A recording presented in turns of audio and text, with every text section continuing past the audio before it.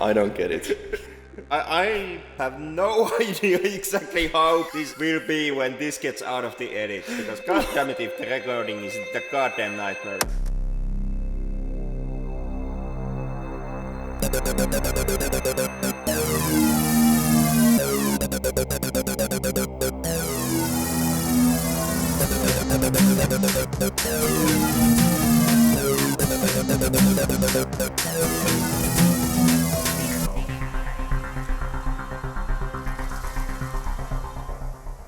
Привет.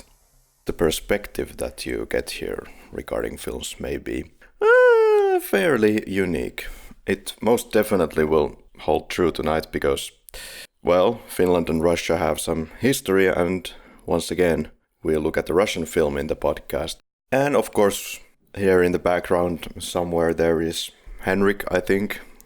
Yeah, who finally managed to show up on the recording booth. After making a complete fucking nightmare about getting this episode in the air and, getting us together, because I am the one who managed to mess up the schedule today completely, and because of that we are starting pretty slowly and way too late. Well, we did have a lot of technical problems here, so we are starting because of technical problems about an hour late as well. But yeah, my apologies. Yeah, no problem. Life is not so serious. We have our serious business outside of this podcast. Yeah, who knows where the situation will go with our board marathon, but... Yeah, who knows? Maybe we'll do a Russian marathon one day. Yeah, well, I've seen this film about 7 years ago. I had some kind of a Russian film interest going on. I did watch Brat, the first one, and Brat 2. And I saw Come and See, which I believe is called Idi Smotri, and a couple of others. And tonight's film is The Prisoner of the Mountains. There's an alternative title, Prisoner of the Caucasus, which is the title for the Tolstoy short story, which this film is based on. And never seen this one before. The Russian film industry altogether is kind of a shameful black hole in my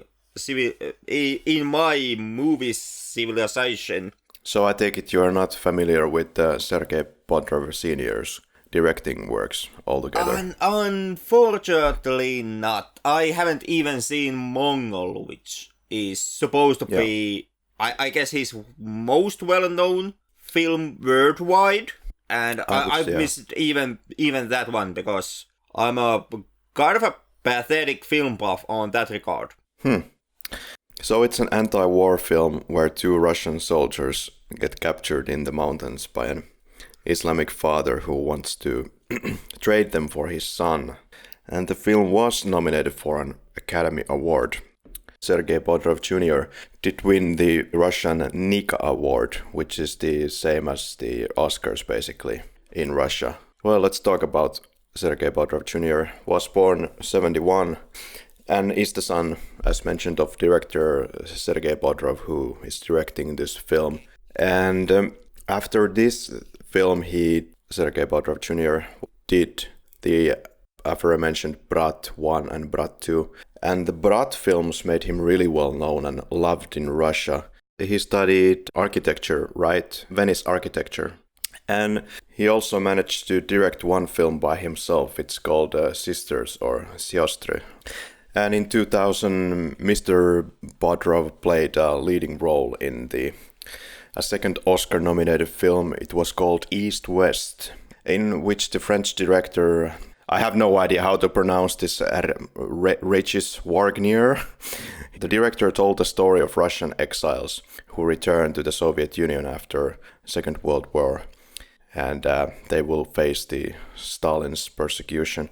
And he was about to do his second film, Messenger, as a director, for which he traveled to Caucasus Mountains. He described this film as being some kind of a philosophic, mystical parable about life of two friends, and they are romantics, travelers and venturers, and they will be facing bandits and hostages and things that accompany us in life. The film sounded kind of interesting, but Then after finishing his second day of shooting, there was an avalanche due to a glacier slide, and it swallowed the whole production crew, including Sergei Bodrov Jr. in 2002. I didn't know about this accident until I had already seen a couple of his films, and I was quite shocked, like horrible. But he survived by his wife and 2 children, a girl and a boy. And of course, there is the father of his, still very active in movie making.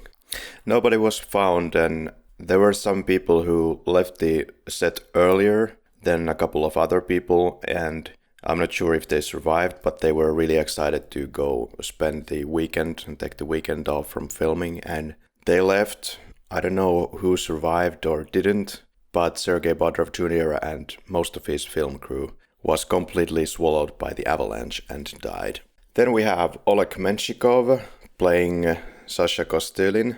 This is an experienced Russian actor, has played a leading role in Burned by the Sun from '94. This is about a revolution hero in Soviet times who gets accused of being a foreign spy. This did win an Academy Award for Best Foreign Film '94. There's also a Legend number 17, which is a biopic of Valery Kharlamov, the Russian ice hockey legend, and he died before his time. Also, he is acting in the Russian sci-fi epic called Attraction, and there's a sequel coming up, Attraction 2. It's called Prityazhenie. Then we have, this is a tricky one to pronounce, but Jemal Sikharulidze plays Abdul Murad. I could not find much about this guy except that he did act as early as in the 60s and has only 9 acting credits that I could see, and died in 2008. And then we have Susanna Mekhraliyeva, I believe, and her only acting credit is this film. She was born in '83. She's actually a person that was a local person in this village, and they found her. I think that was a little bit disturbing in this film because the girl is 10 years old, and Sergei Bodrov is 25. So I didn't really understand it, other than using it as a plot device to get out of the village. I think he's just saying the nice things just to please her and make better relationships at this village. I don't know, there is some pretty long gazes that the soldier gives towards Dina, especially on the later parts of the film. Yeah. So yeah, this was just an unexperienced girl from that actual village. And there was an incident where the Sergei Bodrov, the director, was taken as a hostage. Yeah, I don't know if you knew that they filmed in this real Caucasian village near Chechnya or Chechen border. The village soldiers were getting jealous that the village girl Susanna was getting paid more than they were, but they were able to come into an understanding, and Bodrov has said that it was mostly his fault because he didn't understand the local dynamics, that such thing could be an issue, somebody getting paid much more than somebody else. The local people didn't like that, so they locked the director up in a cell, and then they released him once they got into an understanding. But yeah. That's kind of interesting because that makes the kidnapping kind of a running theme in the story, because the original short story by Tolstoy was also based on a true kidnapping that did happen. So there is a kidnapping in the basic story, and then there is a offset kidnapping behind the scenes of a film that deals with a kidnapping. And Sergei Bodrov is also known for Mongol, The Rise of Power, which we discussed a little bit earlier. The Rise to Power of Genghis Khan from 2007. Mongol 2 is currently in pre-production. Also, he directed Freedom is Paradise from '89. This is a film about a kid who gets taken to a state-run children's home with a rigid regimen, so he wants to escape it and look for his father. And Bodrov has also written Shizo, or Shiza, I think it's in Russia. It's a film about a 15-year-old bare-knuckle fighter who sees one guy get killed in a fight, and this changes his life. And at the time of the collapse of the USSR, it was hard to finance films. but Sergei Bodrov got lucky. He had some kind of a contact, a friend, who gave him $1.5 million to do the film. Because, yeah, this is made in 96. Cinematography is done by Pavel Lebeshev. He has done Neshny Vozrast, The Gentle Age from 2000. Not Temnoy Vodoi from 1993. But perhaps most notable work is The Barber of Siberia. It's directed by another heavyweight director from Russia, Nikita Mikhalkov. And music is Leonid Desyatnikov. He graduated from Leningrad Conservatory, did 4 operas, and scored films like Van Gogh's, Target. Target is a 2 hours and 38 minutes long Russian sci-fi, once again. And also scored His Wife's Diary from 2000. It's a kind of a love story. And then there is his description of his own musical style. It's like a, quote, emancipation of consonance, transformation of banality and minimalism with the human face. Very fancy. I have completed the cast and crew on my part. Anything to add or scene by scene? From my end, it would be scene by scene. This is a film where basically the entire covering of cast and crew lies upon you, Karri. Oh, I see. So, I'm rolling the film on my end, on the background as we go through the scenes of the film. So we go through these scenes like one by one, basically, and I will give you some descriptions. So, first, the film starts with the doctor scene. We have a bunch of naked soldiers getting inspected if they are fit for the service. Henrik, well, there's a bunch of naked guys. How was it for you? For me, it was a bunch of guys, but not naked. And then we get to playing pool scene. We are introduced to Sasha and there's somebody shouting and we already see what kind of a character he is. He just starts shooting in the direction where he hears the noises in this nightly scene. It's surprised how long he has been able to be in the army with such of a behavior. But he's supposed to be the more experienced one here, right, Henrik? Yeah, he's supposed to be a seasoned veteran, and I actually can quite see how he has managed to stay in army for quite so long. You may disagree with how Sasha operates throughout the film, and yep. you can have your opinion on exactly how professional he is as a soldier, but there is the military. At least on my experience, it kind of tends to love these roguish personalities in it. And Sasha kind of plays into that trope. Sasha is this easygoing veteran soldier who is easy to like by other soldiers, and because of this, it is kind of easy to believe that this is like his 3rd war that he goes through. Yeah, and acts like it. And acts like it. Probably would be arrested immediately for such of a behavior. Yep. Okay, so then we get to driving with the tank scene. There's a Russian song playing. It's around 4 minutes and 30 seconds. Then we have the ambush, and there's Caucasians, Chechens versus Russians. And so a little bit of a history time might be needed. So after the dissolution of the USSR, the Chechen area was split into 2 parts, and the other part, the Chechen Republic, then proclaimed that the Chechen Republic of Ichkeria is now an independent nation, and it sought for independence, and it de facto got it after the first Chechen war between 94 and 96. But then the new government failed to keep order. There were kidnappings of violence and Sharia law, public executions. And then Russian control was taken back after the Second Chechen War in 99 to 2000. And sporadic fighting happens even to this day in the mountains and southern regions.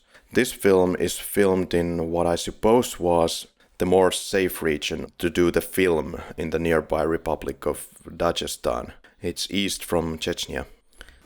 But kind of since the wars now have been mentioned, I guess one thing that maybe should be noted, and which may affect on why the wars are so everlasting and why they are so hard for us to approach is that I've come to understand that there has been a lot of negative history between this region and Russia, even way before the actual wars began, kind of harkening all the way back to the Russian conquest of the Caucasus region.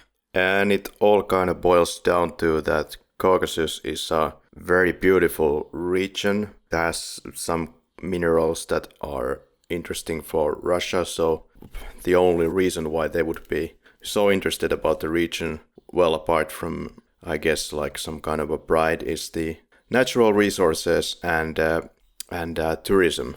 Right now, of course, it's impossible to have tourists around too much. Then we get to the capture scene, and the father is there waiting to capture some soldiers alive, and lucky for him, he is able to find even two, to disgust of most of the villagers who make the point throughout the film that they want them out as soon as possible.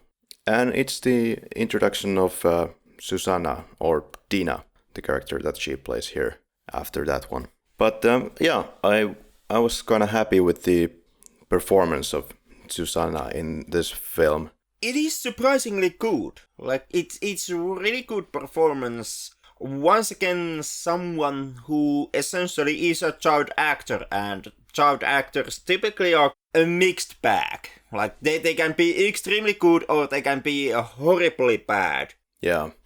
Perhaps kind of a easy performance in the sense that she kind of got to play herself in a way, or somebody from a close by region. So it may have come some of those notions from the heart. Yeah, it's kind of hard to say how much of her performance was her being herself and how much it was the character, since we don't know the actual actress. Yeah. We see some praying, we see some nothing or sewing, different kinds of ways to spend time and make your economy going around there. Hassan is being ordered to check on the prisoners, while Vanya winks at Dina. And this is kind of immediately giving us the connotation that, well, at least for me it was like that he's trying to make a connection with the girl so he can use her to get out. You can read it that way, but I somehow, watching this film, I couldn't actually escape the feeling that the movie was trying to set up kind of a romantic feelings between the two. That cannot be denied, of course, as it comes blatantly obvious near the end, with the notion at the end that he will be missing those people that he there met and came to know and love and cannot see them ever again. Since we already are touching the ending of the film, also with the notion that when he finally has the chance to actually re-escape the village, knowing that he's facing his own death if he stays in the village, he still chooses to stay in order to not to get Dina in any trouble. While Dina has these kind of ideas that are very anti-Russian, such as that they have pig's blood, and she does make a kind of a anti-Russian statements or hateful, spiteful statements until the end.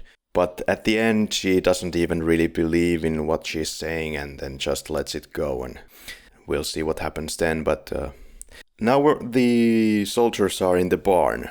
Or how would you describe this? It's a shack. Some kind of an animal barn, isn't it? Something liking to that, yeah.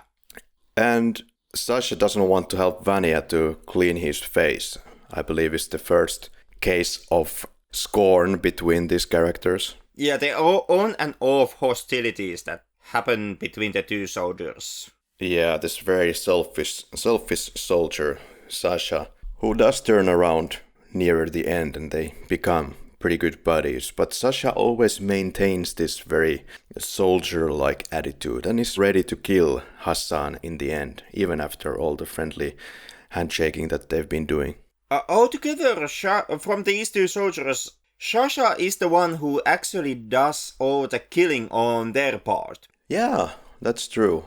The Sasha that makes the mention that he is so important that the Russians will rescue him in the exchange, but since Vanya is kind of wordless newbie, he will be executed, his balls will be taken and fried, or whatever the case might be. But it turns out that Vanya is the one who is sort of victorious at the end. In the end, yeah. Sasha, altogether throughout this film, Sasha is kind of a hard character to pinpoint. Like to say what type of a person he is, because there is these two sides that are constantly in contact with each other. Partly, Sasha is being an asshole throughout the film. On a different note, at the same time, he's also being friendly, he's being caring, and there is almost this kind of a... Sasha appears to have this love-hate relationship with Vanya throughout the film, and you never actually are completely sure how much of Sasha's attitudes are real and how much of it is simply Sasha putting up an act.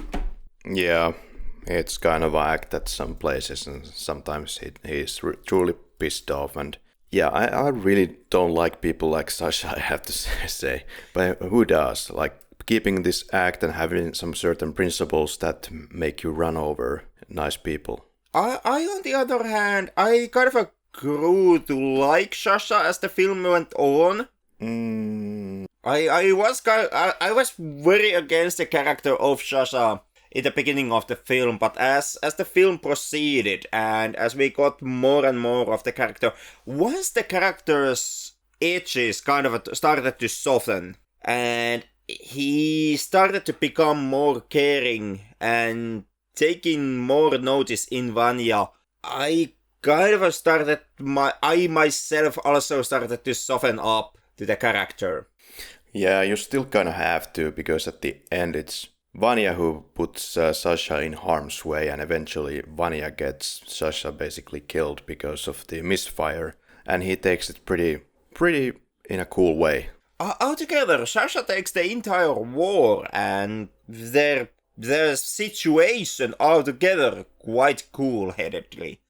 Then we're introduced to Vanya's mother. She's a school teacher and reads the letter that she has received from Vanya out loud to the class. Unfortunately, the next letter that she gets is not exactly something that she would like to read, which states that she has been taken as a hostage in the mountains. Somehow, was it the father, the Abdul, who sends these letters to the families? It is, yeah. Yeah, that was the letter business. And we wait for the toilet, and Abdul Murat's friends arrive and they give a lot of hateful speech towards the Russians. Dina gives bread to the boys to help them stay alive. Hassan approves. It's revealed that Abdul wants to trade the soldiers for his son. And so it is revealed, the actual plot point here, and Sasha scares Vanya, saying all this, oh, they don't need you, and they will cut your balls off, and that's that scene. And kind of shows that the other party is really cold-blooded, really pro-military, or just an asshole, and the other one is the still scared new soldier, very scared of the situation in a way, but also very much able to maintain his composure and to even smile at these people that basically have kidnapped him, so he can find the beauty around him. The kidnapping here, more notably the motives behind the kidnapping, are kind of interesting in this film, since, as you mentioned before, this is based on Tolstoy's short story. And from what I've understood of the short story, in Tolstoy's original, the kidnappers do act simply out of greed in order to get money. And they are kind of showcased in this dehumanizing fashion. They are being compared to barbarians, essentially, in the Tolstoy story. And something that I found when searching the director and reading the interviews is that the director wanted to change this dynamic and make the kidnappers kind of more humane and more understandable in the film compared to the short story, and that is kind of the reason why here Abdul has the whole son situation behind him, because unlike in Tolstoy's story, in here the kidnapping is not done out of greed, but simply out of passion towards your own son, and that need to actually help your kin. And that's kind of okay. That's interesting in the sense that, like the film, which very much highlights the point that you kind of need to understand each other, and you have to see the humanity in the other, much like the village. Through Dina, see humanity, the two Russian soldiers. Also, the two Russian soldiers have to see humanity in the people of the village. And that kind of mirrors now into the director's attitudes, where the director also felt that both of the sides have to be humanized, and the kidnapper Abdul needs a human reason for his actions. Yeah. The director did read the short story when he was about 6 years old and then came back to it and decided to make a movie out of it. And sounds like a very cold-blooded story then, and maybe something that is hard to love. Then definitely was able to find these, I don't know, loving qualities to it. So, interesting story. There's an aerial shot that shows us that we are looking through the eyes of the helicopter crew. The Russians are probably trying to look for these soldiers. And we switch to some more light-hearted scenes. They are already bonding. It's the condom story from Sasha about having some fun with a girl who ran away. And gives his own contribution that maybe when they get back they should tell that they captured 5 guerrilla fighters so they might get a vacation. Not sure how that would exactly work. Well, you so could better make it 10. Yeah, you could still make the case that you actually managed to capture the enemy before you yourself were captured. So yeah, I can see the plan working on here, even though I can't believe that it would actually work. And there is some kind of a trade happening at the moment with the Russians, or what looks like this, but they didn't bring the villager's son, so it's all for nothing. The 2 soldiers were waiting for the exchange there, but something happened, it didn't go through. But yeah, that's because the son was not there. Yep. After which we get the notion of Vanya being able to, or being good at fixing clocks. And he fixes this one clock, spending time, and smiles to Dina once again. The villagers then make more notions that the Russians are dangerous, and the tensions are kind of rising around there, and the father, Abdul, has to start making some decisions, but he really doesn't care. And later on, this is shown to affect also Dina's character when she's walking by in the village, and the boys are giving her a hard time when they are calling her out that, oh, you're just taking water to the Russian prisoners. So, but something needs to be done, and now the soldiers are writing the letters, and there are lies about sending letter to his parents, which he kind of doesn't have, because later it's revealed that Sasha is an orphan. So, seems to be a touchy subject for him, because he could have just said it right there, but it becomes after this bonding once again, this little bit of a love needs to be constructed here before we can get to these intimate, touchy subjects. Father goes to the commander, goes past the soldiers' checkpoint. I'm not sure what kind of a part of this city this is, or this village this is, but it's some kind of a military checkpoint and in which they have some military offices. It is. I took it that it is a village that now is under a Russian occupation, and that would be the reason for the checkpoints and for basically the military personnel to exist within the village. Yeah, makes sense. Yeah, but like you said, it's the movie never actually points out what the city is, and it even doesn't go that much into detail about what is the situation on this area at all. Like, you know that there is a war going on, and you know that there is the Russian forces, and then there is the local guerrillas, and they are at odds with each other. But the actual background to the whole conflict, or the nature of the conflict itself, is never made that clear to you. And that I did find somewhat surprising. This is kind of a film where you already have to know what is the war that is going on within the film before you start watching it, because the film never, sure as fuck, never actually explains that to you. Yeah, I don't know if it's so important, but it's still like a soldiered area, and the father goes past the checkpoint to send letters, and makes the notion to the shoe fixer guy that if a Russian woman asks me, let her know where I am. And, well, poor shoe workshopper, because no one ever wants him to fix any shoes. It's just people only asking for favors.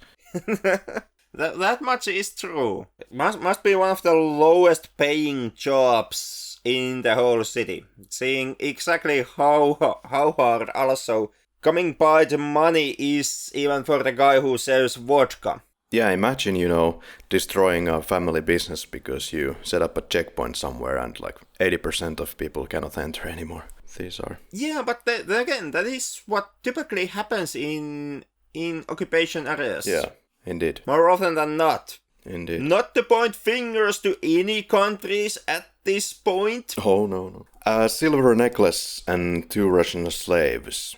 That is the point that Dina makes that she has for a potential marriage. I suppose as a kind of a gift for the marriage. I'm not sure.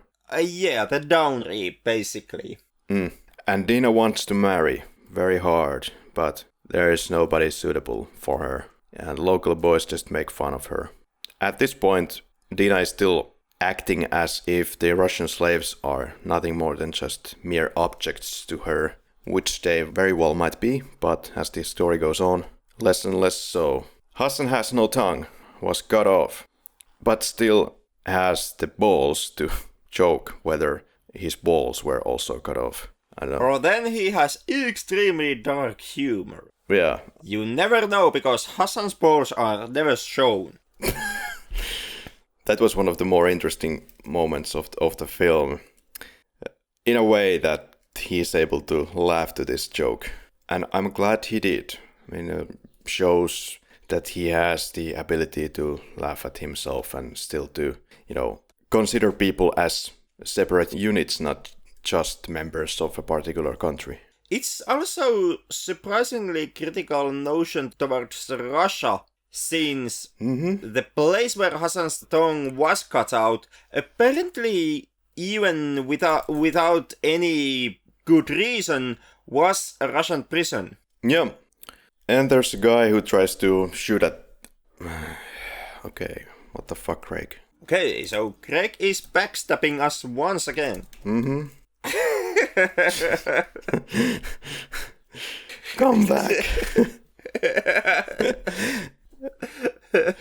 Are we certain that Craig is simply a bot and not a Russian bot? Because I'm actually starting to get nervous here with Craig. So it thinks that he's recording, but he's not recording. Jesus fucking Christ. I don't get it. Fuck you, Craig. I guess you're still rolling, so we go with that now.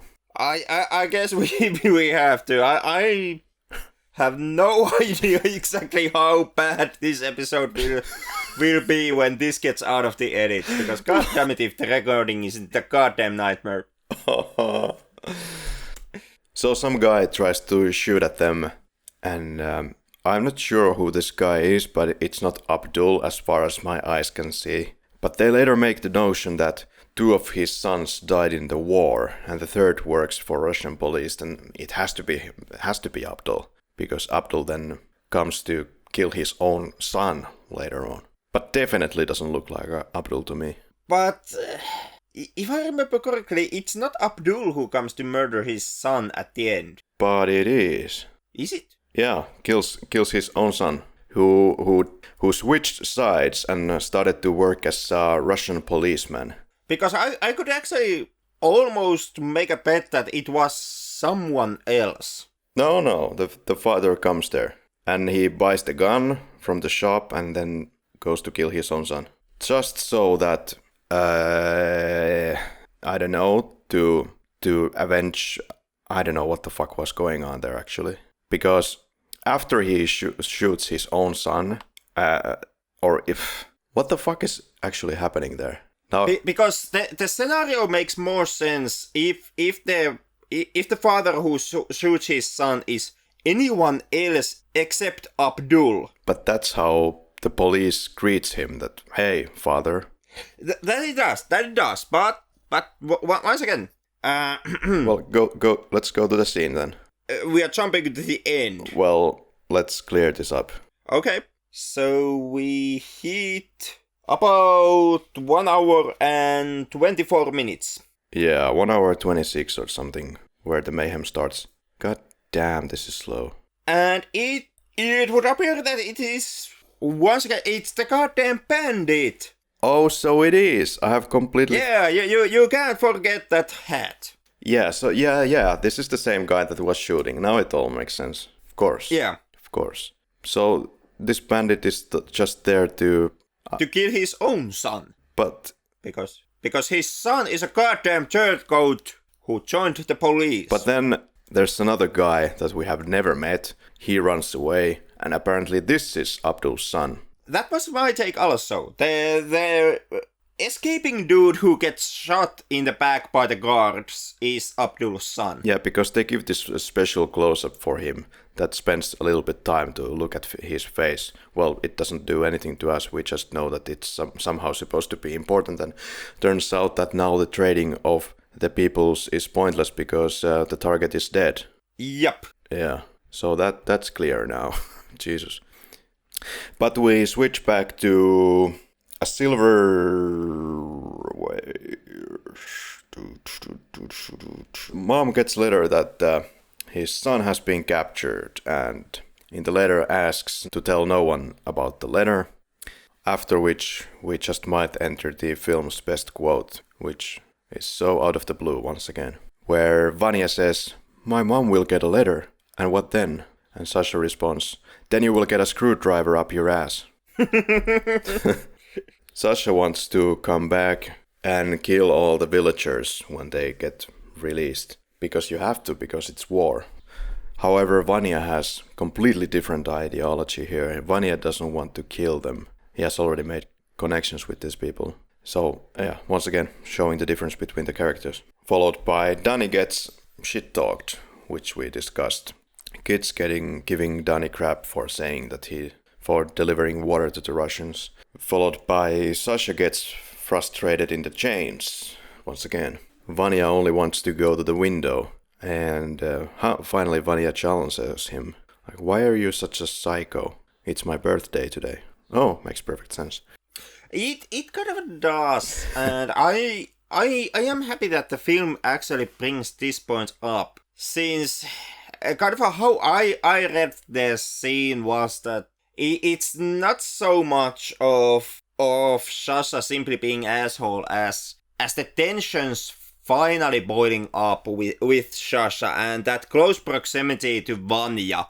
The fact that he has to spend every single fucking hour with Vanya, whether he wants it or not, is what actually drives him nuts at this point of story. And this is something that is quite typical and quite humane, and also something that surprisingly often these Captivity films don't completely skip. Like the characters who are friends or are at least from the same side and are being held in captivity together, they usually in films, they for some odd reason they always manage to stay cool-headed. The attitudes towards each other never actually starts to boil up. And that, from my experience, what this close proximity to other person actually does to you, that is quite unrealistic. And in that sense, I am quite happy that this film tackles this topic and actually shows you that when you are tied to another person for days on end, eventually you actually start to get pretty hostile towards that other. Yeah, sure. I can completely see that. And this would be something that would happen on your birthday, when you want to be left alone, probably. Yeah, to add insult to injury. They found the booze stash. Quite easily, it just comes out of the blue. They drink it. And... Yeah, you pretty much just, try to lean on the wall few bricks give in and you immediately found the booze stash. Yeah, that was easy. But since apparently because the Muslims are not very heavy drinkers, at least Hassan doesn't care. He takes all the joy out of the situation. Just watching these two guys getting uber drunk. There's a little joke about it. Quote, I have a great idea. After the war we open a bar here and we call it Hassan's bar. And I kind of get distracted in films when this happens. When there's made some kind of a point that takes us a little bit out of the movie. Because there's this quote, everyone told me I should become an actor. I am very talented. like, yeah, thanks. I mean, you are. It's kind of those fourth wall breaking moments. Yeah, isn't it? And Hassan, drink or we'll be upset. Luckily Hassan doesn't punish them, and then there's the dancing performance outside. Hassan just keeps smiling, but the other guy's not too excited. Clock is fixed. There's a song playing, but unfortunately don't know the song. More importantly, the hands touch at this moment. I don't know if you paid attention, but I did notice that there was this kind of awkward, but like a little touch of hands. Just couldn't go all the way through because we're soldiers here, but there almost was. Yeah. Like I also took that. Oh my god, are they gonna fall in love now? Reading this scene. But this is also interesting scene in the sense that, first of all, the entire scene, it shows you the Muslims in more human light once again. Actually, in this scenario, since they allow the two soldiers which still are being kidnapped and still are captured to actually have this moment of fun and joy. On top of that, on their expanse, since the soldiers get drunk on the Muslims' booze, but also because to me this is the moment in the film where Sasha and Vanya kind of start to become friends, and where the hostilities between the two characters kind of start to reach the point where they cease to exist.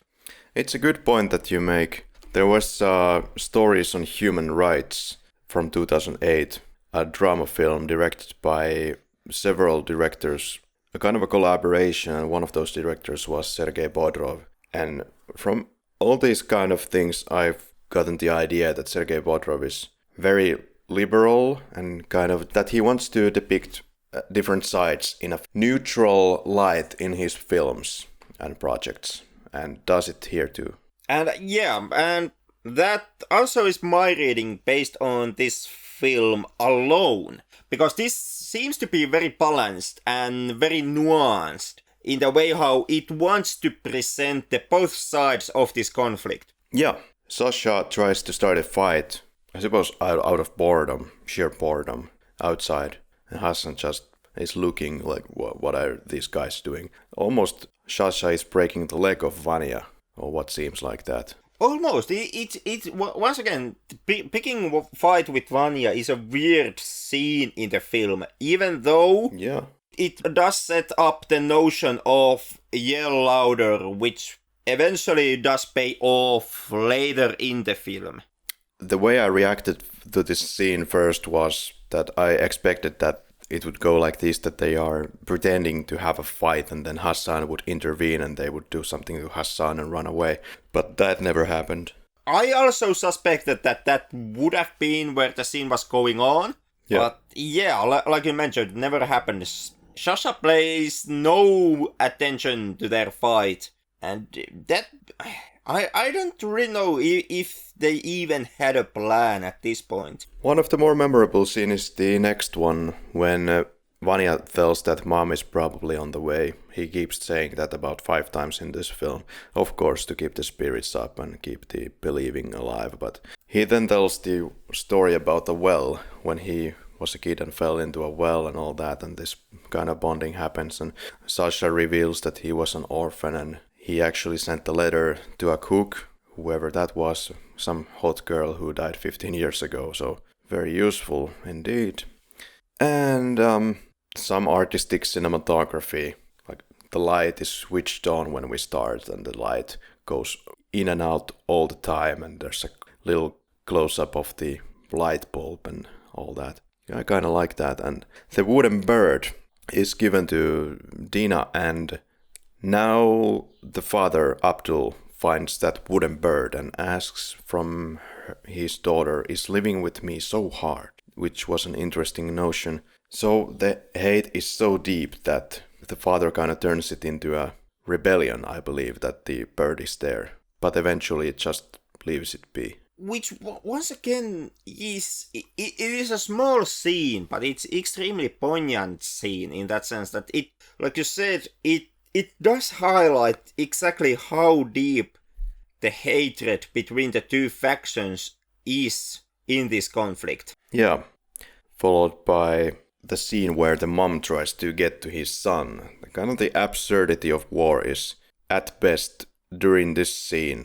She hits the policeman, which is the son of Abdul as mentioned, hits the policeman with the handbag and leaves very frustrated.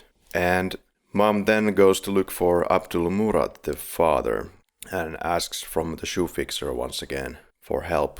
And the shoe fixer sends the little boy to take her to a tea shop, and they meet in the tea shop. Soldier asks for 2 bottles of vodka, almost doesn't pay, pays in a handgun currency, which will be the defining plot point later on. The Chechen soldiers come to ask for the Russians to clean the landmines, which is an interesting moment where the Chechen soldiers kind of borrow these 2 Russians from this villager father and then return them neatly back in full peace. So they clear the road, and the soldiers give them a good little party and some good food. And basically the leader guarantees their safety for that night.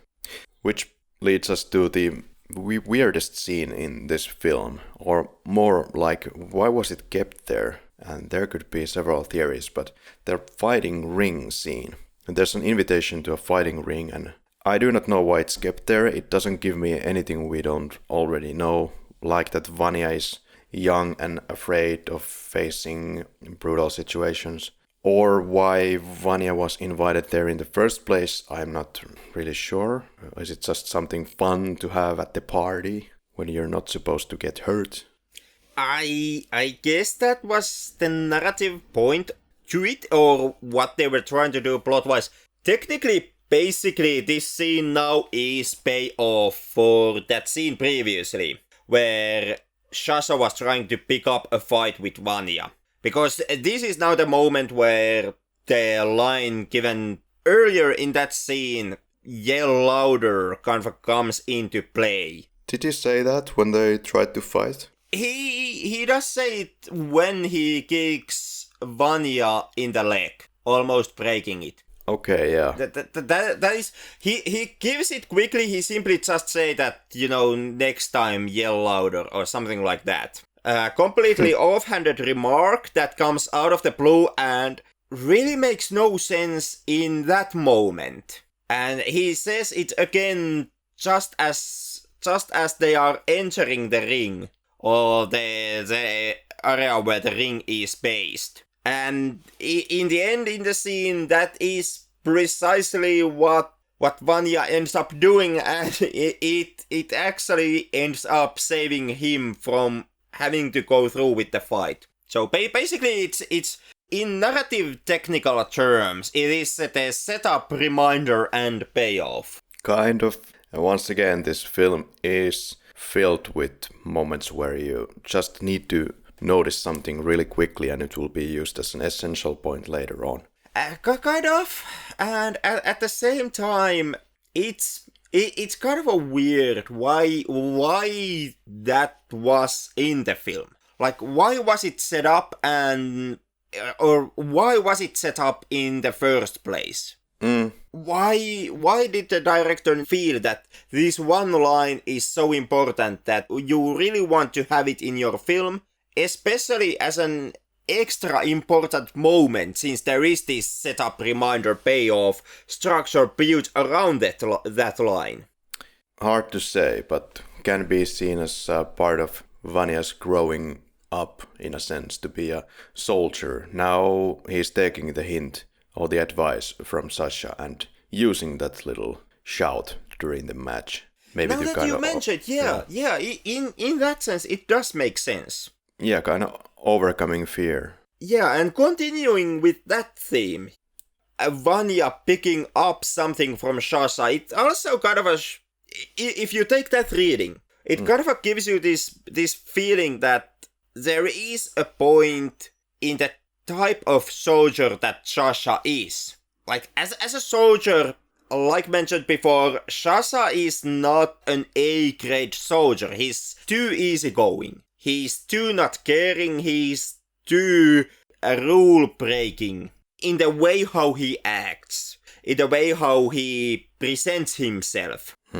But with that teaching, next time in a fight situation, just yell louder, it kind of comes into a point where Sasha's easygoing and not caring and a war is kind of a joke, not to be taken that seriously, attitude comes into a payoff, because that is the mentality where the entire hint of Vanya simply yelling at his opponent comes from. More serious soldier would have tried to teach Vanya some hand-to-hand combat, to give him a combat tip, like hit him in the nose, try to break the nose, hit him in the throat, kick him in the balls.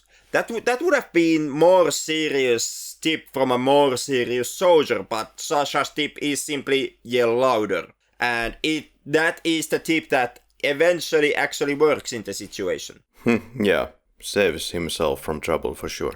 Yup. Vanya then says Dina is very pretty. And step by step this kind of gets, for me, quite a bit more uncomfortable, their relationship.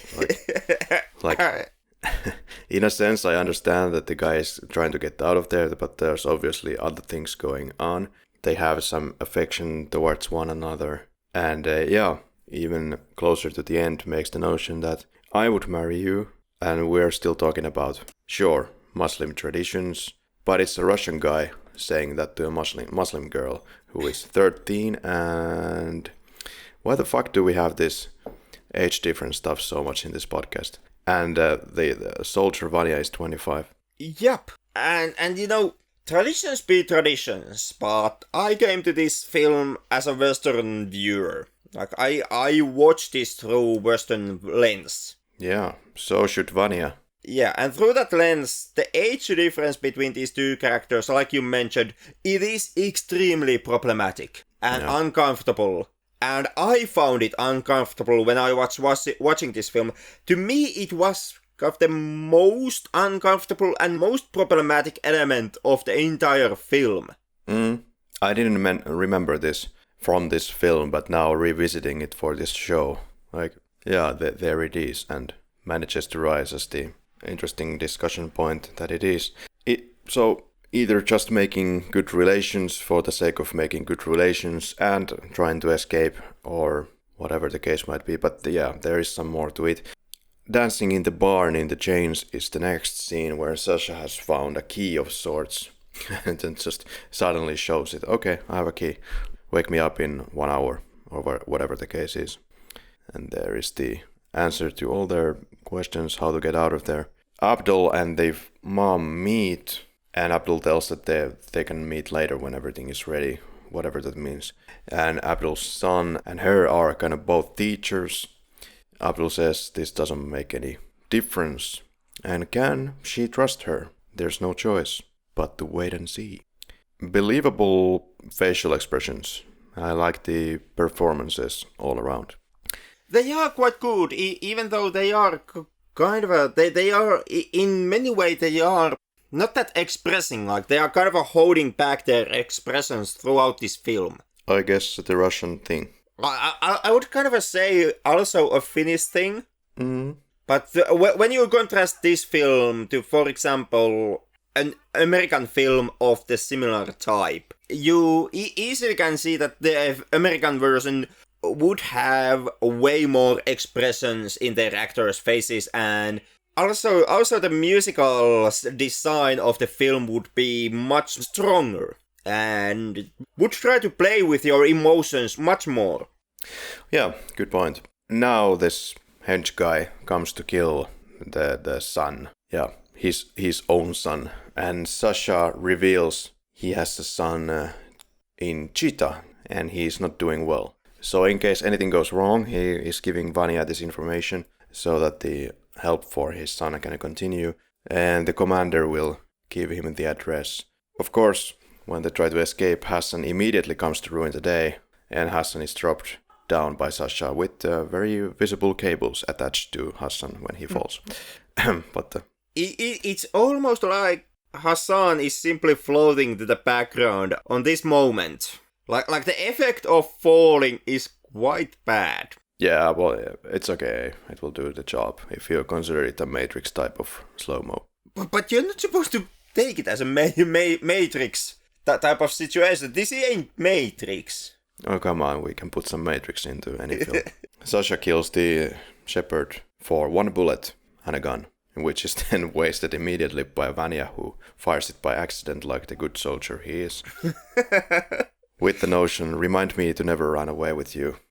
Sadly, I believe this this shot is the reason that they get captured then, and Sasha dies due to Vanya's carelessness. But what you're gonna do with these situations are so fragile, so on the brink all the time, you never know how it's going to end up. You might even, I don't know, make one step into the wrong direction and you didn't mean it. You couldn't have seen what would have been the implications, and yeah, Sasha is out of the picture. And with this moment, we close up the more humane arc with Sasha. Since this is the point where Sasha, who at the beginning of the film has been kind of more asshole-ish character, now finally comes into full fruition and eventually makes the ultimate sacrifice in favor of Vanya by taking the blame, by admitting that he is the one who actually killed the shepherd. Yeah, he takes responsibility for that, and well, would probably say his name anyway. Would have been actually more interesting if Vanya had somehow killed this shepherd and then Sasha would take the blame. I don't know. It would have been. It would have been even stronger moment for Sasha in that sense. But as mentioned, Vanya is kind of the good shepherd here. He is not killing anyone. That he is.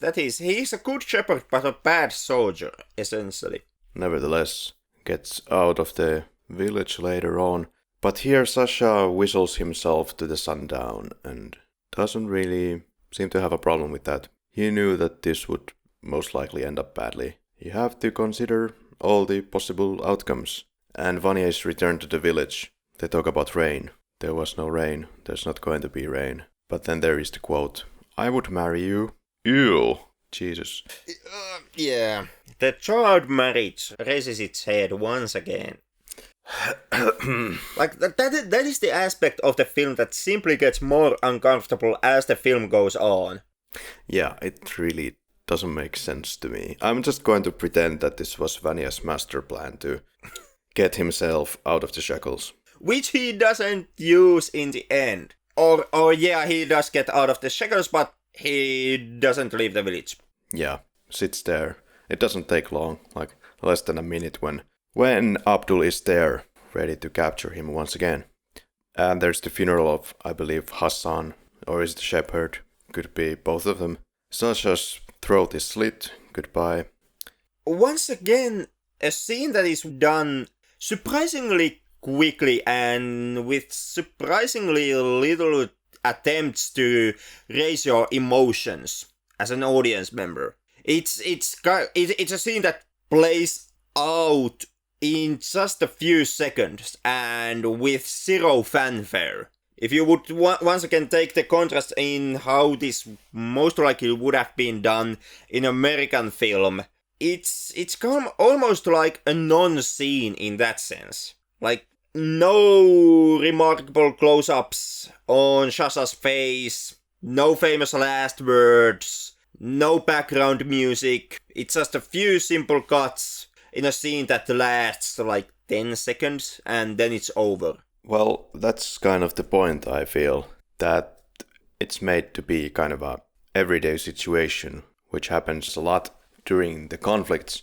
and is something that they kind of do every day, and it's kind of the calm before the storm, but kind of there is this calamity and the calmness at the same time throughout this film. The conflict is there, just like it should be, without much of a fanfare. These guys who do not have any touching point on Sasha, they just kill him, giving the indication of the coldness. That it is.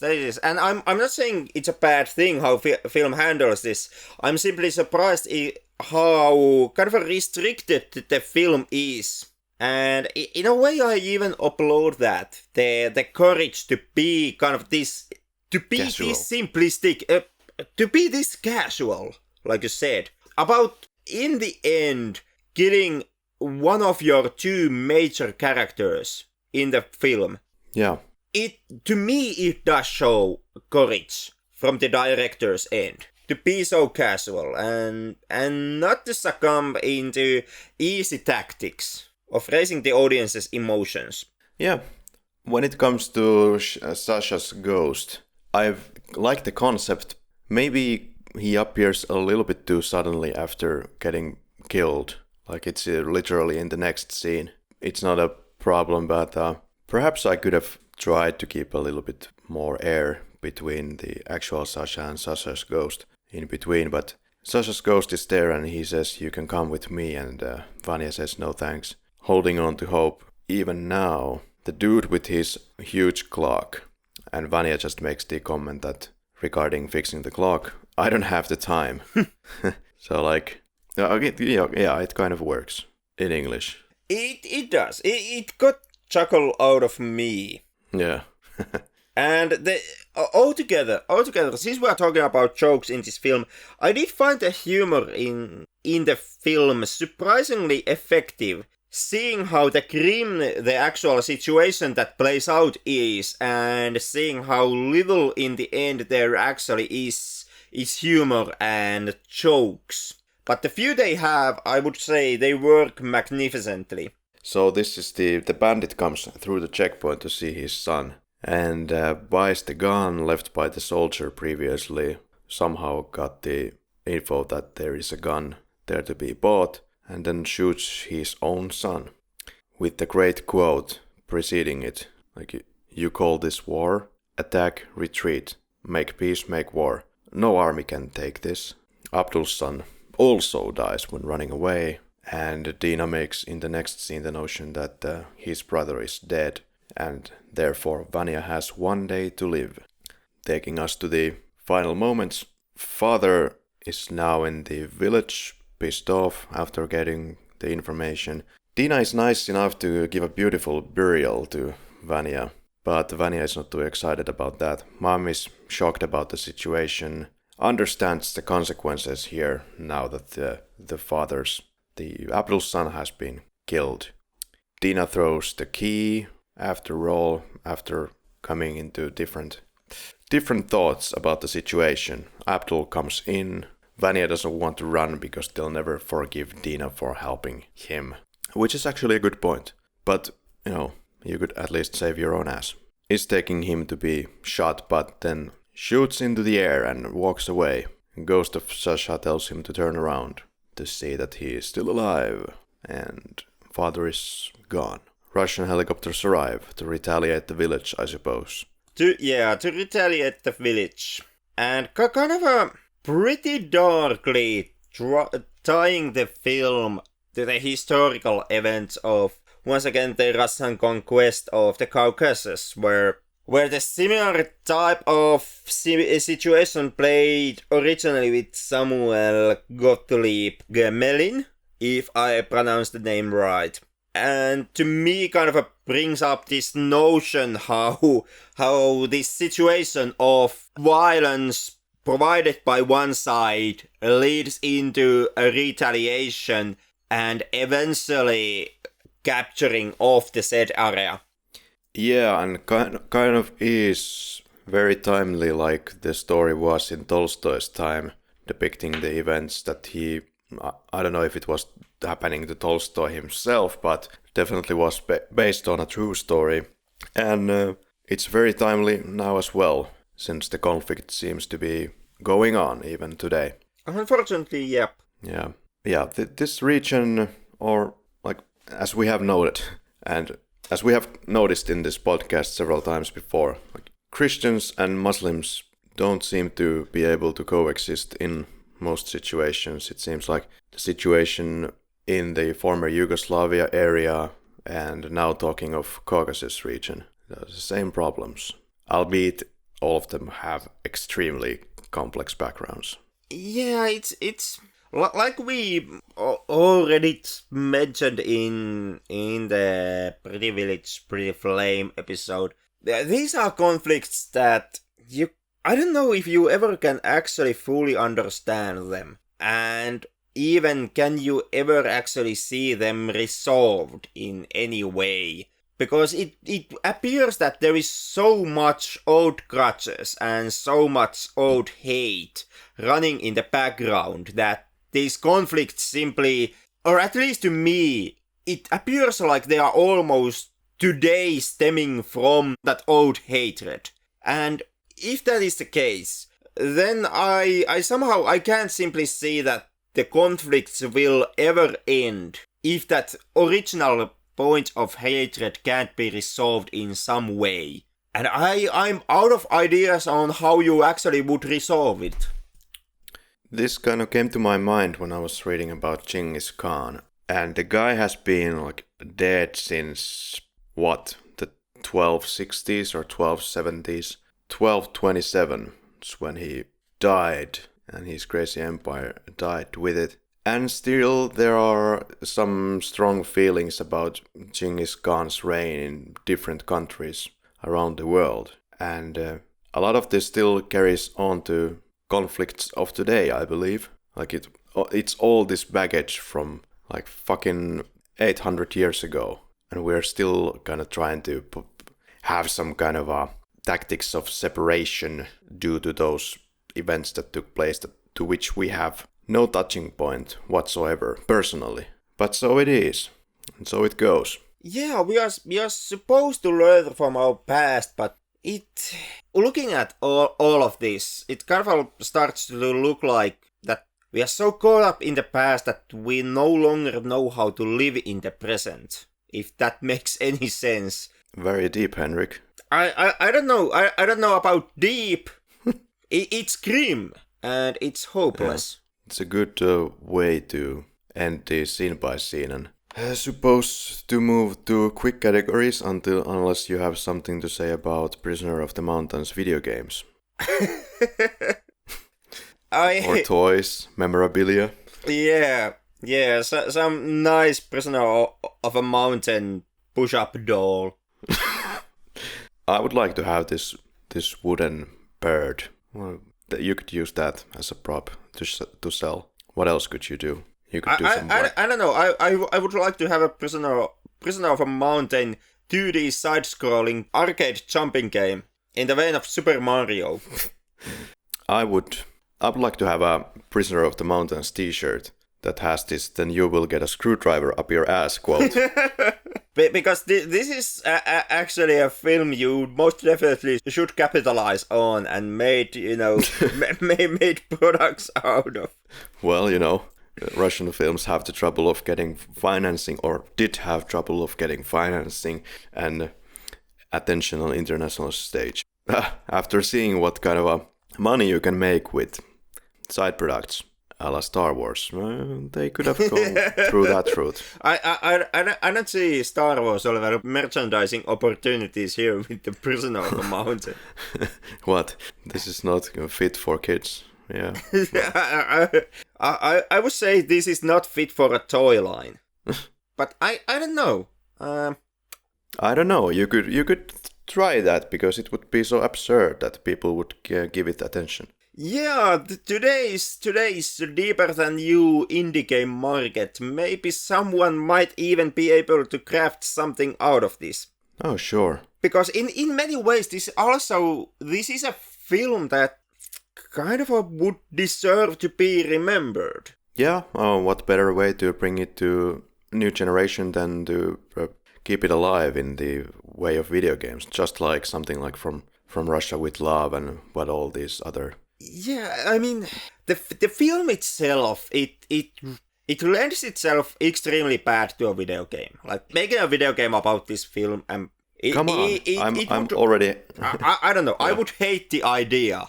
But at the same time, video games are such of a massive market today that if you would like to introduce new audiences for the film, maybe soothing them in through a video game could be a good starting point. Well, you could make it like a 2-player game as well, or maybe that's not any more popular because every fucking game is just about gaming online. But you could have Vanya and Sasha as characters that try to escape in all kinds of creative ways from the village time after time after time. And it could be this kind of a MGS style, like, spying game. Well, or maybe not.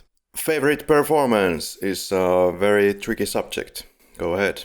Well, okay. In my end, and me, if this takes time, I was smart and busy and I wrote my notes for my quickies in the bus. Good job. Into my arm and my foreskin. So, because that's what logic tells you to do.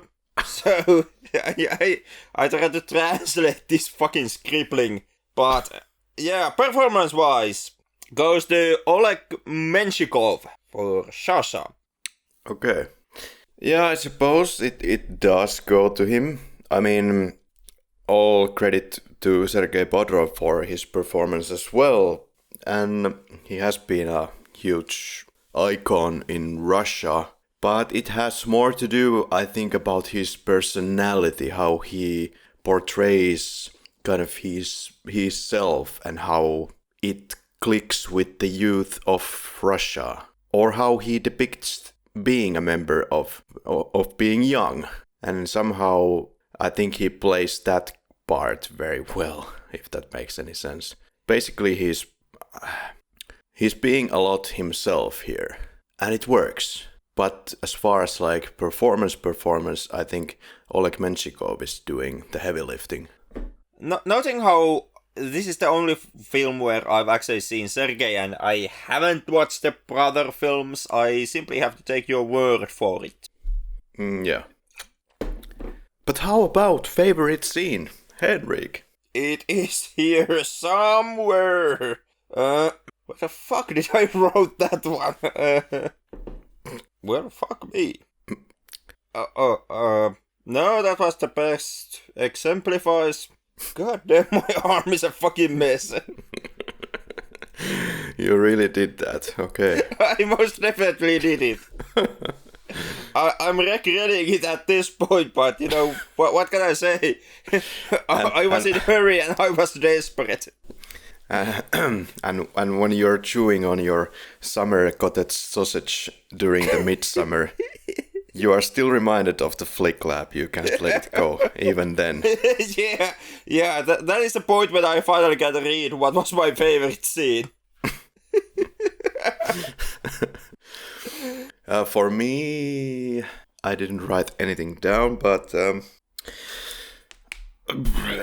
maybe I'll go with the scene where they are still in the shackles and dancing with the costumes on and being very drunk, and Sasha is smiling at the situation. Because that's a very humane situation, and also now Vanya has fixed the clock for the guy, so there's a lot of goodwill happening. Yeah. I actually did manage to find my note from my arm. It reads scene, then there is VUG, and I've tried to draw a bottle of vodka, but the ink has started to spread and it looks like a penis at this point. But from these notes, I can conclude it is also it's the same scene. It's the getting drunk in the barn and later on dancing with those ropes on you scene from the film. Yeah. Okay. God damn it, this is professional.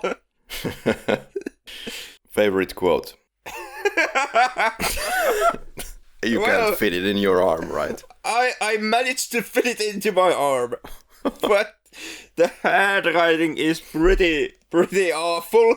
But it's from the first appearance of Sasha's ghost. I am dead now. No. Fuck, I'm reading this wrong. Sorry. I am dead, but I like it. Everything is peaceful now. I did list a bunch of these quotes.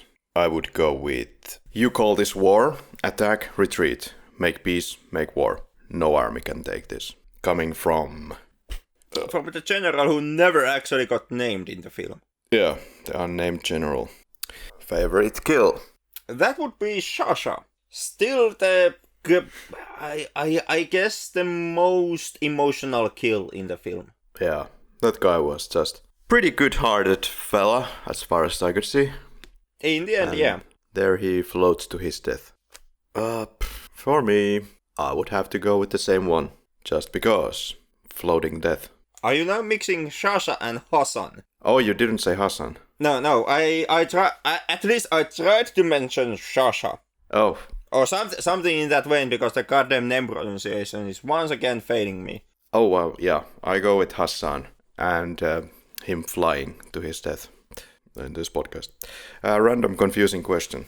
Any suggestions? Not at this point. Well, Karri, would you ever consider taking yourself a child bride? I don't know where the question came into my mind. I had something like this, but it doesn't make any sense. No. we are gonna burn in hell for someday for this. Let's not try to waste any time if the quality of these questions is going to be the same. So, first image that comes to mind.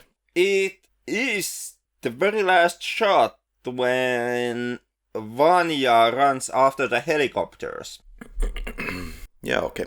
For me, the first one that blinked into my brain was the scene where Hassan drops to his death, but that's only because I mentioned it as my favorite kill, I will switch to the next shot that I see. And that's always, when I think about this film, it's always the tanks that are arriving somewhere near the village, I guess, and then they get attacked after that. Just the tanks going about their business. Which image best exemplifies this film?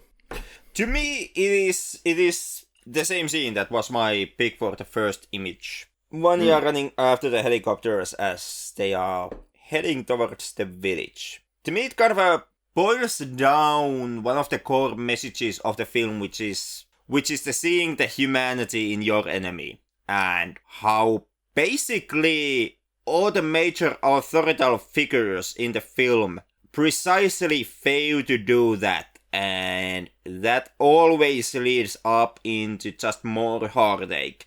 The military fails to see the villagers as anything more than shrewd brutes and barbarians, which leads them not taking the hostage situation that seriously and not even believing that any exchange would be possible. And where that leads to is the military not actually saving Vanya, Sasha getting killed, and eventually the whole village burning to the ground as the military starts its helicopter attack. That's a good one. I'll go with the Vanya in the bottom of that, whatever it is. And then Dina looking down at him there at the closing moments of the film.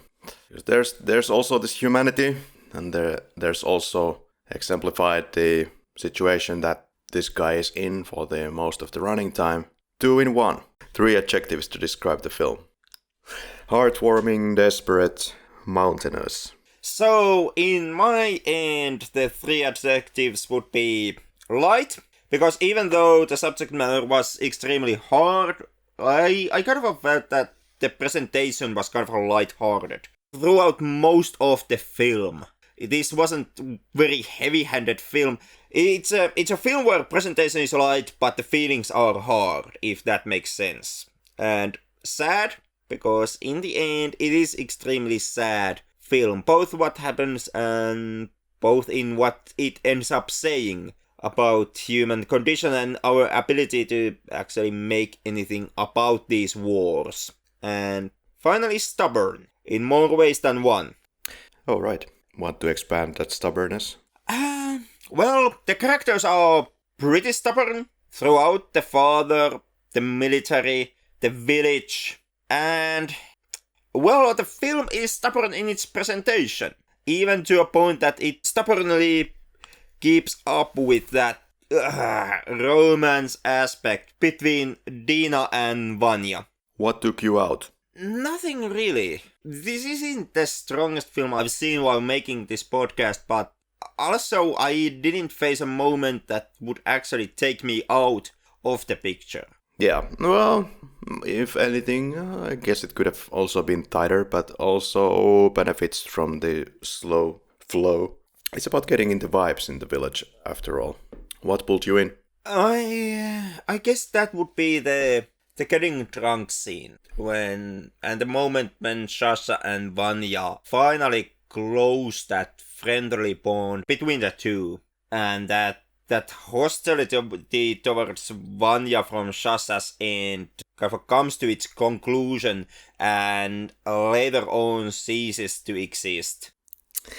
Nothing that specifically, but the scene where they were escaping with Sasha and then getting the shepherd killed, the tension was quite high there. So that I noted watching this film, so that pulled me in for sure. Kind of very late in the movie, pulling you in end scene. Yeah, like many things pull me in here, so I'll just go with that in this case. Sisters of Sacrilege, what would you change in the film? I don't know if I would change anything. Yeah. This film once again falls into that category of movies where you can't point out anything specifically wrong with the film. Even though you might not be fully on board with the movie, you still can't kind of say that this is the aspect that the film simply does badly. Which usually is a sign of a pretty strong product. Or just simply a film that has so original story or execution that you cannot point your finger at anything, a la carte Uncle Boon Me, but that's not the case here. It has a pretty traditional way of going about things, but I can't name anything specifically, but if anything I would cut maybe out then the fighting ring scene and maybe the related fighting between Vanya and Sasha. But I don't know, that brought something in as well. Yeah, something that I actually might feel that the film could be stronger if it were not there. And once again, this is my version coming to the film point talking, but still, it did make me uncomfortable, and I didn't see that much necessity for it in the film. Would be the hinted romance between Dina and Vanya. Yeah, I didn't get it. I mean, it sticks out like a sore thumb. Yeah. You really know you're watching The Prisoner of the Mountains when? To continue with the last note, when you start chipping a soldier and a fucking child. You really know you're watching The Prisoner of the Mountains when? Yeah, you see the infatuated face of a Russian soldier staring upwards into a Muslim girl of age 13 or so from his jail pit. And it's kind of a sad notion to make on a film that this strongly wants to be an anti-war film, and in a film that basically that has a message that you pay essentially support. And then when you talk about the film, you repeatedly come down into this one aspect and one point of the film. But, what can you do? It really was hard to watch. Even though nothing fucking happened, but still the implications made. The funny thing is that when you watch those scenes, your brain doesn't quite compute that, and it's trying to look for alternative theories why that is taking place. For example, I was thinking when he said that he would marry her, that it would mean that, okay, when you get to a certain age, I would perhaps marry you. Or then this other theory that I constantly use is that the guy is just trying to get out of there. But that's not the case because it's so explicitly stated at the end of the film. Yup. And maybe that says a lot about us as movie watchers. Exactly how far we were, when checking out the film, how far we were going on, simply to avoid admitting to us what most likely is going on in the scene. Yeah, I'm just gonna say it's confusing. That's what it is. Did you look at your watch? I did not. Same here. Henrik, episode 49. Would you recommend The Prisoner of the Mountains? I would recommend the film. It's not the strongest recommendation I've given in this podcast. And I can't pinpoint any particular aspect as to why recommend the film itself. And I can see that the message the film is delivering, it could be delivered in a stronger and even better film than A Prisoner of the Mountains, but I still do recommend watching this film. It's kind of a lukewarm recommendation from my end, in the end, I guess. I wouldn't say that you have to go to the end of the world to check this film out. It's not that level of good, but if you do choose to check it out, I guess I would believe you wouldn't be disappointed. And this is a film that still merits to be seen. I don't know if it makes sense to you, but this film is consciously going into this, if it makes sense, lukewarm direction mood-wise. Like, for example, when the prisoners escape, there is not this triumphant horn music playing, exemplifying the heightened tension at the situation. No, it's going into this more uber realistic way of filmmaking, kind of a documentary-esque, what it is doing here.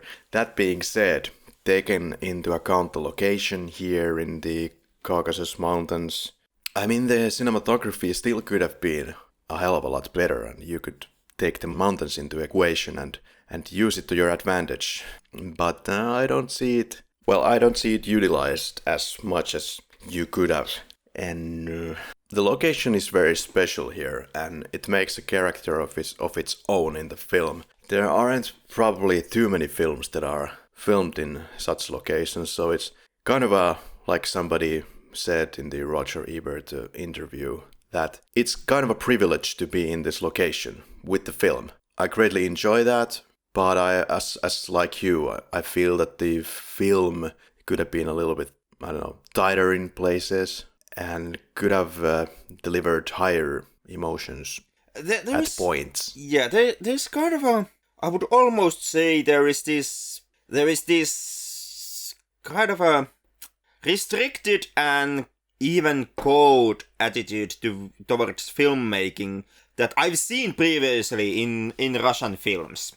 And in that sense, I would say that this is, in its essence, in the way how the film feels as you watch it, it feels very Russian movie. And that is actually somewhat surprising to note, seeing how this was done after the director had ventured to America to make Somebody to Love there, and the director himself noted that while filming in America, he kind of, in there he learned to pay more notice to the audiences and that audience experience. Okay.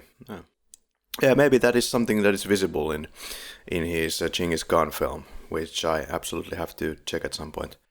Yeah, but indeed, a recommendation from me as well. There are things it could have done better, but it's one of those more memorable films for me from Russia, most definitely. Still looking forward to doing the Come and See episode, this Russian film that has been very highly evaluated, which has been listener recommended and recommended by me as well. So hopefully we'll get to that someday. A very anti-war film as well. Okay, who knows, maybe on our next International Cinema Challenge. Who knows? Henrik, we have done 49 episodes. Hard to believe, but we have made it so far. Does that mean that we are gonna close the shop after this one? Yeah, thank you and good night. Yeah. It was a good run. It was. Now I'm burned out and... No, What? I'm afraid. No? I'm afraid the shop is still open and I will do my darnest to keep you here for the next 50 episodes. God damn it. In that case, it must mean that the next episode is our celebratory and self-masturbating 50th anniversary episode. We know how to be very excruciating. The next episode is episode 50, ladies and gentlemen.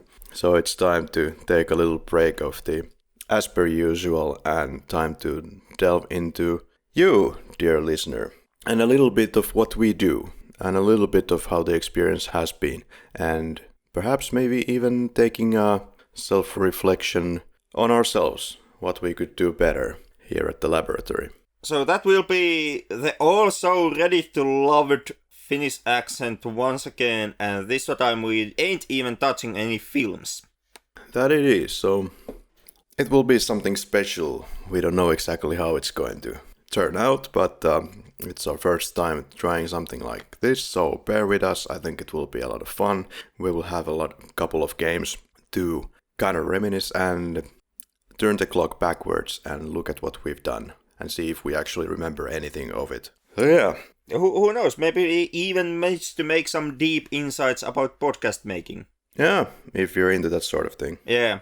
Then again, seeing how it's the two of us that we are talking about, I wouldn't make any promises about deep discussions. Oh really? Well, I think we have had pretty good discussions here, although it is kind of funny getting into these extremely deep discussions about topics that you know pretty much the basics, but you need to bend your sword about these topics for like 2 hours and 30 minutes in some cases. Well, I don't know.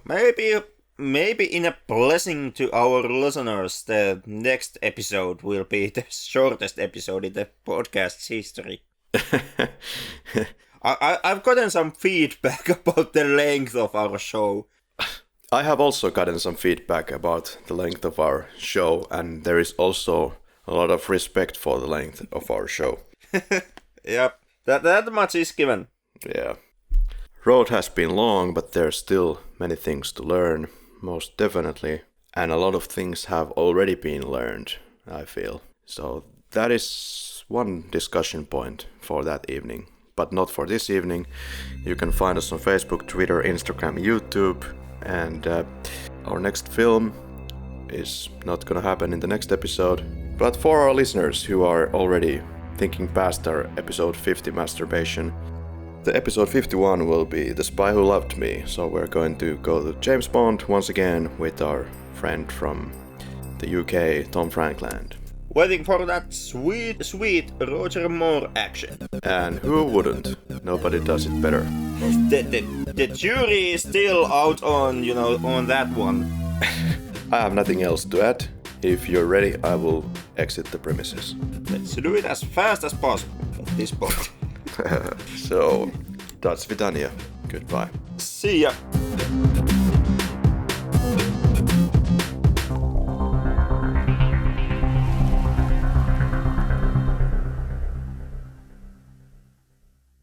Unexpectedly disconnected. Okay, I guess Karri left us. Yeah, that bastard did. God damn it, you.